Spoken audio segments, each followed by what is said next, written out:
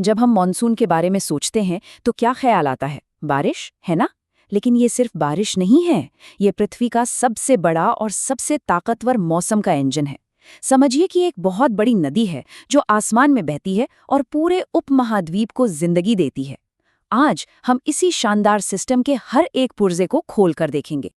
ये एक बहुत बहुत बड़ा सवाल है। देखिए, मॉनसून सिर्फ एक वेदर पैटर्न नहीं है, ये एक लाइफलाइन है।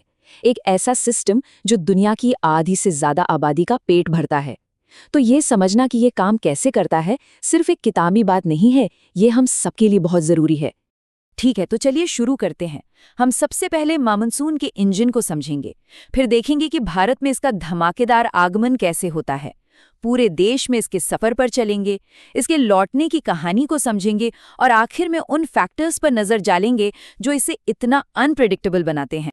तो दुनिया के सबसे बड़े तूफान के लिए स्टेज तैयार कैसे होता है?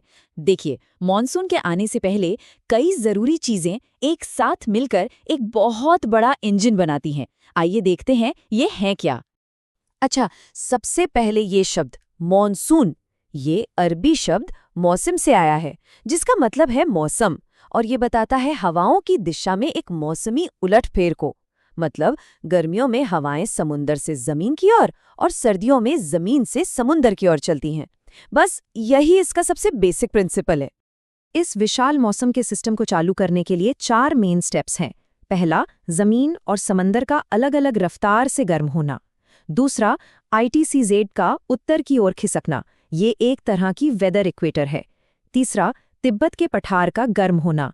और चौथा, कोरियोलिस फोर्स का असर, जो धरती के घूमने की वजह से हवाओं को मोड़ देता है।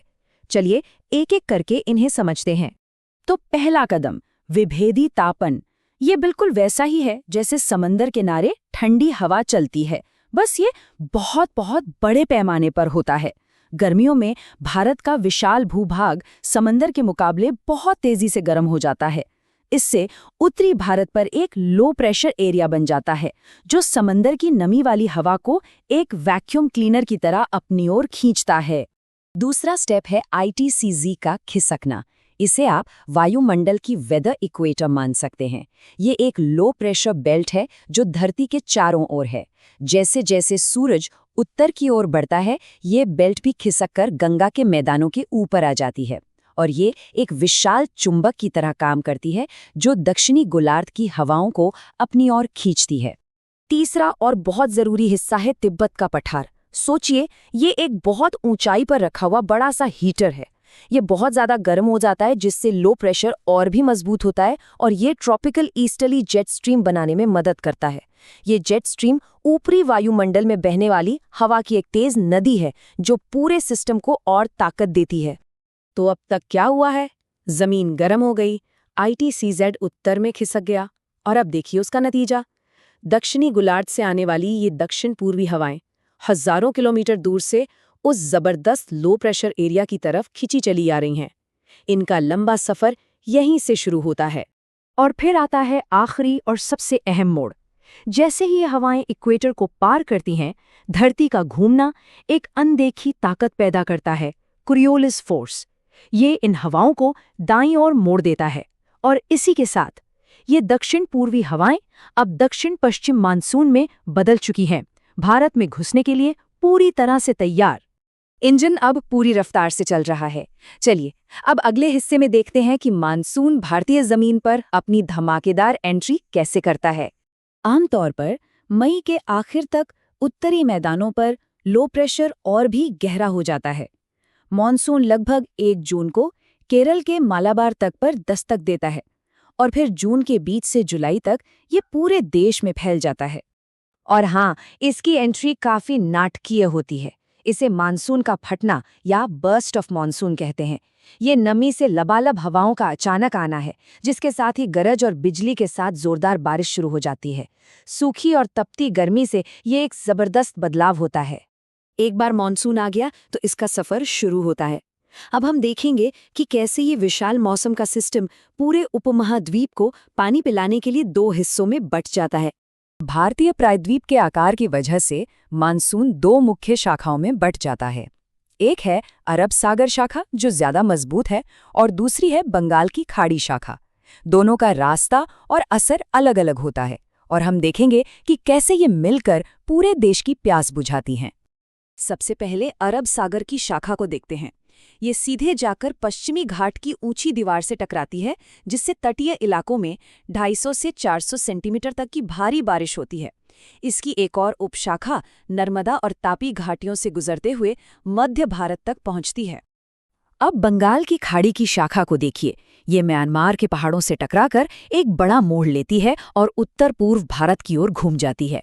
यही वो शाखा है जो मेघालय के मासिनराम में दुनिया की सबसे ज्यादा बारिश करती है और फिर गंगा के मैदानों की ओर पश्चिम की तरफ बढ़ती है। हर कहानी का एक अंत होता है। अब देखते हैं कि मुख्य मानसून वापस कैसे जाता है और कैसे मौसम का पहिया उल्टा घूमता है। सितंबर की शुरुआत से सूरज दक्षिण की ओर जाने लगता है और ITZG भी उसके पीछे पीछे। जमीन ठंडी होने लगती है और प्रेशर बढ़ने लगता है, जिससे हवाएं वापस लौटने लगती हैं। अक्टूबर-नवंबर का ये जो बदलाव का दौर है, इसे अक्टूबर हीट भी कहते हैं और यही लौटती हुई हवाएं बंगाल की खाड़ी से नमी उठाकर तमिलनाडु के कोरोमंडल तट पर उत्तर पूर्वी मानसून के तौर पर बारिश करती हैं। लेकिन मानसून हमेशा एक तयशुदा घड़ी की तरह काम नहीं करता। ये अपनी अनप्रेडिक्टेबिलिटी के लिए काफ़ी मशहूर है। आइए उन एक्स फैक्टर्स को देखें जो इसे इतना अनिश्चित बनाते हैं। तो सवाल यही उठता है कि मानसून हमेशा समय पर क्यों नहीं आता, या हर साल एक जैसी बारिश क्यों नहीं लाता? इसका जवाब सिर्फ भारत में नहीं बल्कि दुनिया भर में फैले कई पेचीदा फैक्टर्स में छिपा है। इसमें दो सबसे बड़े खिलाड़ी हैं, अल नीनो और ला नीना।